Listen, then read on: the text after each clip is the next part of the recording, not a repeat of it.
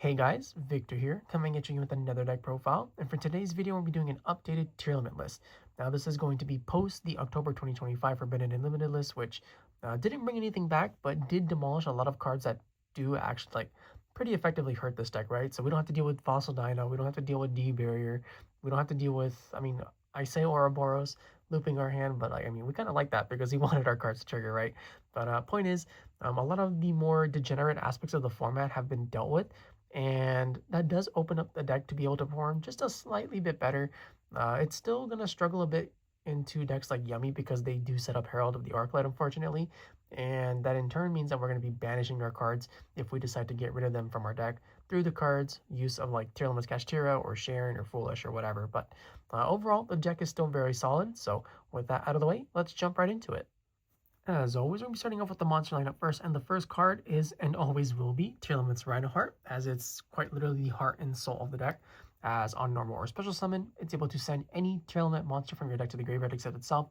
So at minimum, you're either going to be milling 2 cards if you're sending Tearlaments Kashtira, or you're going to be able to fusion summon if you send any of the other tier monsters. But point is, you have to play 3 of it just to have the max consistency available to you. Then to play with our 3 Reinohearts, we're going to be playing 3 Tearlaments Kashtira as well. As on normal or special summon, it's able to mill 3 cards from either your deck or your opponent's deck. And it's pretty much just always going to be your deck, right? Let's be honest. However, there are some pretty niche situations where you're going to be trying to deck your opponent out, maybe, who knows, or you're just trying to get them to get rid of key cards. But like I said, for the most part, it's always going to be your deck that you're milling 3 for. And then for the 1 of tiers, 1 Scheiren, 1 Havnis, and 1 Merrli, they're all limited, so we can only play 1 of each, but that's perfectly fine because 1 is all we need to get the job done. And these are the ones that allow us to basically just summon out our fusion monsters. And as well as that, they're also able to allow us to mill 3 cards depending on if you meet these specific requirements, right? Which honestly isn't very hard in a deck like this to accomplish, as Merrli just needs to be normal or special summon. Scheiren just activates from hand by summoning itself and discarding another monster.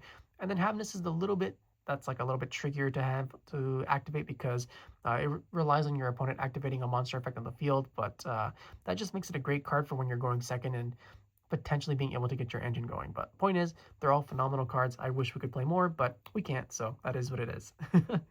Then that's it for the tier monsters, and then for the other cards that just help the deck out in general, we're playing our 3 Ash Blossom and Joyous Spring to stop any potential mulch armies.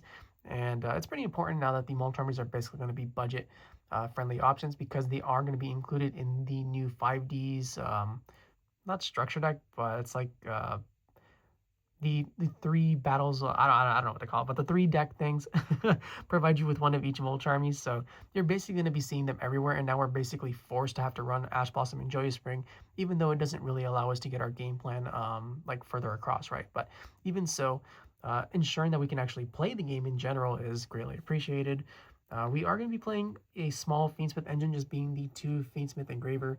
We don't need anything else, and it's not the main focus of the deck, so 2 is perfectly fine. If we draw it, great. If we don't, it's fine. We're going to have access to it at some point. So yeah, this is pretty much just in here so that we can access Pilgrim Reaper every single time in order to be able to mill 5 more cards. But yeah, as an engine itself, it's fine. That's it for the 2-ofs, and then we just play a bunch of 1-of monsters to help round the deck out a bit. We're playing 1 Kashrira Fenrir. This is one of those cards that I'm constantly going back and forth on, as sometimes I want to play 1, sometimes I want to play 2, and on the rare occasion, I even want to play 3 at times, especially just because this card is so good into like the pure and yummy matchup. But I think for now, 1 is perfectly fine. You know, you don't really need it to play the game, but it does help you out quite a bit if you're able to draw it, right? As you special summon it, you immediately put pressure on your opponent to deal with it. And then if its effect is able to resolve, you're basically boosting your consistency because it's going to be able to add Tearlaments Kashtira to your hand. So yeah, 1 Fenrir, perfectly fine. But if you want to play around with the ratios, by all means, go for it. We're playing 1 Beastking of the Swamp to be able to access cards like Tearlaments Rukulos from our extra deck. 1 Helshddoll Hollow, which allows us to mill more cards, which, you know, great in a deck like this because we enjoy milling, as well as giving us access to cards like Helshddoll Window, which, depending on the magic, can sometimes just straight up win the game right there on the spot. We're playing 1 Mudora the Sword Oracle because you need some type of graveyard control, and this is probably the best one to do it with, as compared to Keldo, it is slightly buffed in stats, so if you happen to draw it, it is slightly better. But that's literally the only reason why we played this one over Keldo, and Keldo's relegated to the side, mainly because of the 1500 attack. Not that it matters all that much, but you never know. We are going to be playing one Performage Trick Clown as well. I really enjoyed the engine ever since the banning of Moon of the Closed Heaven, just because being able to have another level 4 monster that basically hits the field the moment it hits the grave every single time means that we can access cards like Evil Storm Excited Knight, which happen to be a light fiend rank 4 monster, which is pretty easy to make in a deck like this. And Trickland in general is just like another great card to have because it always provides you with a free body for a Link Climb or an Exceed play, right? So yeah, pretty solid thing. And then for the final monster, we're playing the one Glow Up Bulb, which will allow us to go into potentially more Links or Exceeds. And the great part about this is that it's also able to just mill us a card for free by bringing itself back from the grave. So we'll take those every chance we can, right? And with that, that's the monster lineup. And now we can finally move on to the spell and trap portion. Now that we're on the spell and trap lineup, the first card we're going to be talking about is Primeval Planet Perlereino, which we will of course be playing at 3 in this specific variant, as it's just another one of those great consistency pieces that you pretty much just always want to have in your hand, right? As when you activate it, you're able to search your deck for any Tearlament monster, and then from there you basically just get to do whatever you want because you have like the perfect setup, ideally. And then as for its other effects, it boosts all your fusions and tears by 500 attacks, so that lets you go for game and prevent your opponent from gaming you a lot more easily, as well as whenever a tier monster gets shuffled back into the deck, you get to pop a card for free. So just like it's an overall phenomenal card that, you know, it just does everything for the deck. Then for the other 3 ofs, we're just playing 3 Tearlaments Scream for another added boost to our consistency, as what this one does is when either you or your opponent decides to normal or special summon a monster and you control a face-up Tearlament monster, you get to mill 3 cards. So like I mentioned earlier, milling is great, and we want to do that as often as possible. So being able to mill 3 cards during our turn and the opponent's turn just allows us to basically hit more key cards as often as possible, as quickly as possible. So there's literally like a no-brainer to play this card as 3 as well. And then for whatever reason, whenever that effect resolves for the rest of the turn, all of your opponent's monsters lose 500 attack, which combined with like Primeval Planet Perlereino, right, allows us to effectively make it so that our opponent is going to have an extremely tough time breaking our board through like the traditional sense of like battle. And then whenever it goes to the graveyard by card effect, it searches our deck for a tier trap, which is pretty good, as we typically want to be able to access our Tearlament traps at some point so that we can have even more interaction with our opponent during their turn. That's it for the 3 ofs. And then for the 2 ofs, we're going to be playing a couple board breakers, being the 2 Super Polymerization and the 2 Forbidden Droplet. I feel like these 4 probably give us like the best chances into going to as many matchups as possible, especially with a lot of the floodgates basically just not being existent anymore, right? We don't have to deal with Artifact Mjolnir locking us out of summons. We don't have to deal with Fossil Dino Petrocephalo locking us out of summons. We don't have to deal with D-Barrier locking us out of summons. Point is, this card, or these 4 cards, are great into most matchups. It's a little iffy into decks like Draco Tail, just because while we can play Secretarian Dragon, for example, we just opted not to, just because I feel like it's not really worth it into that matchup in a lot of situations. And then you do run into like the ever occasional like Canine deck, which just plays so many different attributes. But when you're going up against like Mitsurugi or Yummy, these cards are just phenomenal, helping you break their boards as consistently as possible. So yeah, that's why we're playing that. That's it for the 2 ofs. And then for the 1 ofs, we got the 1 Triple Tactics Talent to punish our opponent for hand trapping us, or if we're going second, punish them for daring to use monster effects against us. 1 Called by the Grave to be able to stop cards that activate from the hand or in the grave. And by from the hand, I mean hand traps, obviously. 1 Fiendsmith Tract, because you basically just need this to be able to have the Fiendsmith engine function, right? As if you don't play a spell or trap, you're not going to be able to discard them from your hand. We don't play Sanct, which means that you can potentially just like brick on them if you open more than 1, but just don't do that. Then we're playing the 1 Foolish Burial, the 1 Foolish Burial Goods, send spell, send monster, and the 1 Tearlaments Grief to be able to special summon a tier monster from our deck or our graveyard. And then all we have to do after that is send something from the field with the same type or attributes. So you can go like activate Grief, summon Reinoheart, send Reinoheart, trigger Reinoheart's graveyard effect to come back, and just continue playing from there. But yeah, one of these, perfectly fine. And then it also has like a really solid graveyard effect too, right? As when it's sent to the graveyard by card effect, you're able to basically add back one of your banished tier cards that happens to be a trap. And it's very common that you'll end up doing something like, say, milling Tearlaments Solyak, for example, and then banishing it with your Tearlaments Kashtira in order to mill 3. And at some point you're going to hit this, which means that you're going to be able to add back your Tearlaments Solyak pretty much for free. So Yeah, this card, it's a really great with the uses that it provides for the deck. That's it for the spells, and then for the traps, we have our 2 Tearlaments Sceiren able to negate our opponent's monstrous effects, as well as when it's sent to the graveyard, search our deck for any tier monster. When Tearlaments Merrli able to Book of Moon our opponent's monsters, and if this one is sent to the graveyard, it's very important as well because it's able to add back any of our tier monsters from our grave to our hand, and this basically allows us to add back key cards like our Tearlaments Kashtira or our Reinoheart that we normally would basically lose access to for the rest of the game, unless we decide to shuffle them back with like a Mudora or something. Then for the final trap, we're playing the 1 Trivy Karma, which basically just banishes itself from the graveyard to be able to search our deck for any Tearlaments spell or trap because they all happen to mention Visa Starfrost. And with that, that's the spell and trap lineup, and now we can finally move on to the extra deck. Now that we're finally on the extra deck portion of the video, we're going to be starting off with the Synchros first, and the first card we're going to be talking about is Naturia Beast. So Naturia Beast is obviously an incredibly powerful card, right? You just mill 2 cards for cost, so it doesn't trigger your tier cards, and then you're able to negate any spell that activates. And on its own, that can just straight up win you games sometimes, right? But the thing that you may be wondering is how exactly do you make this consistently? Because the only Earth monster that we play in the main deck happens to be Mudora. And to that, I will point out that even though we haven't gotten to it yet, we are going to be playing Mud Dragon of the Swamp. And Mud Dragon of the Swamp is something that we summon out consistently throughout the game. And its ability happens to let it change its attributes. So you can just make Mud Dragon in Earth after you summon it. And then the moment you get access to Glow Up Bulb, boom, you have an instant Naturia Beast. So even if your field is mediocre, as long as you can get to the Naturia Beast at some point, you're going to be pretty solid if I'm being honest. Then to accompany our Naturia Beast, this is probably going to be a little bit more on the controversial side when it comes to a pure Tearlament list, but I am going to be playing 1 Psyframe Lord Omega. So when it comes to Omega, I decided to play it just because I would constantly find myself in situations where I would draw the Glow Up Bulb, unfortunately.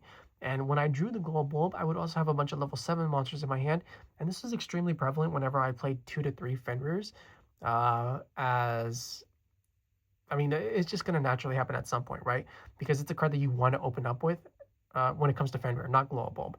But in order to remedy that issue of basically not being able to do anything with the bulb outside of like Link Summon, I decided to throw in the Omega as it allowed me to go Special Summon Fenrir, activate Fenrir, search Tier Cache, normal the bulb, Synchro level for 8, and then from there we have fodder for our Tier Cache to summon itself.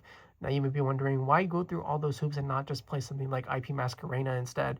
And we could do that, but my thought process was that if I'm going to play a Link monster or summon out a Link monster like IP Masquerena, I want it to be later on in my combo instead of early in my combo, just to ensure that it actually sticks through the field, especially if I happen to get hit by like a Nibiru or something, right? And especially if I'm not able to establish like a Tearlaments Rukulos or a Fusion Grapha, for example, before like I do anything. So by being able to go into the Psyframe Lord Omega, that effectively allowed me to do that as I was able to save a key resource for later. But then Omega's effects are all really solid as well, right? So it's able to rip a card out of your opponent's hand, which if you're going first for game 1 is actually just incredibly important because it gives you free knowledge of what your opponent is playing and how to best approach it with whatever plays you may happen to have in your hand. Then it's also able to recycle any of your banished cards during the opponent's standby phase.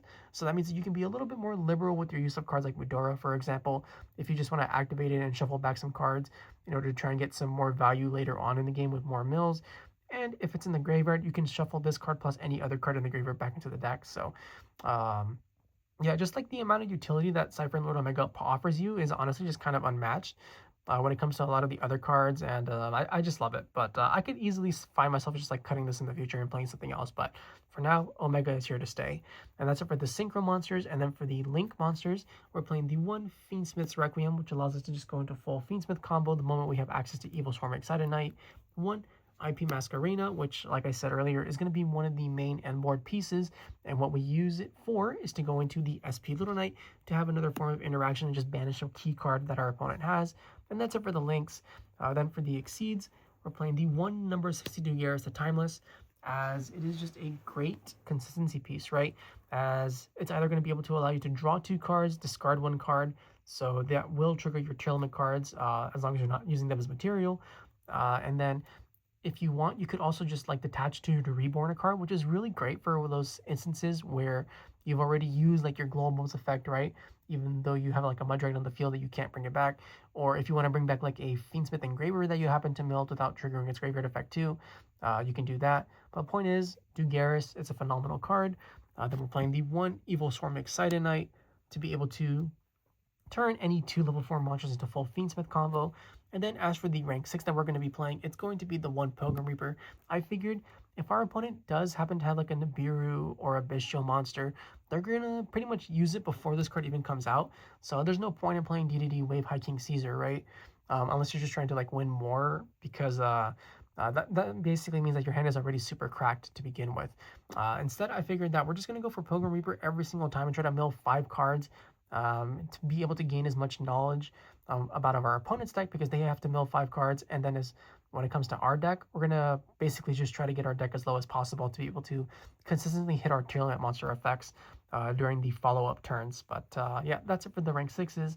And then for the fusions, you have the Necroquip Princess to be able to turn any engraver into the full level 6 combo. 1 Helshddoll Winda to pair with our Helshddoll Hollow. And Winda, much like the Trigger Beast, can sometimes just straight up win games on its own. So it feels like a no-brainer to play it. Then for the Super Poly targets, we're playing the 1 Mudragon of the Swamp, the 1 Guru Wings of Resonant Life, and the 1 Predaplant Dragostapelia. These cards can all be summoned throughout the game on their own, or I guess without the use of super polymerization, and they are pretty important to be able to just consistently recycle through your resources, right? So it's not like they're very hard to build or very hard to make to begin with, but I just feel like these are like the 3 main core extra deck monsters that you have to include in every tier deck in order for it to function for the most part. And then to top off the list, we're going to be playing the 1 Tearlaments Ruthless to be able to negate special summons. But if you don't want to play this one, you could also just play like Fusion Grapha instead. And admittedly, Fusion Grapha is probably a lot better in most situations because it's not a special summon negate, but it is like a soft pseudo negate, as whenever your opponent decides to activate a normal spell, a normal trap, or a monster effect, you basically just change that effect to you discard a card. So it helps you get rid of cards that you don't want in your hand, as well as helping you like neutralize a key threat that your opponent used. But I like Rukulos, so we're playing Rukulos. And then lastly, we're playing the 1 Tearlaments Kaleidoheart, as it's able to basically just disrupt your opponent's field as on special, or if an Aqua monster gets sent from the deck to the graveyard, you're able to target 1 card your opponent controls and shuffle it back into the deck. And if this card happens to go to the graveyard by card effect, it can reborn itself and then foolish any tier card from deck to the grave. So yeah, just another phenomenal card that you have to play at least 1 copy of. And with that, that's the Tearlament deck profile. I hope you guys enjoyed it. If you did, please feel free to like, comment, subscribe, and I'll catch you guys next time. See ya!